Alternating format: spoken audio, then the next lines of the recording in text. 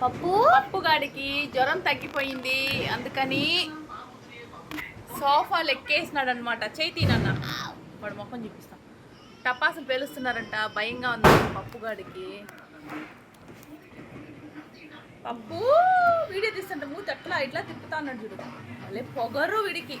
చూడు చూడు చూడు ఎట్ట తిప్పుతున్నాడు చూడు. ఏ పప్పుగా పప్పుగా ఓవర్ యాక్షన్ చేయొద్దురా పప్పుగాడు. చూడు పప్పుగాడు, అమ్మో చూస్తానమ్మా పప్పుగాడు.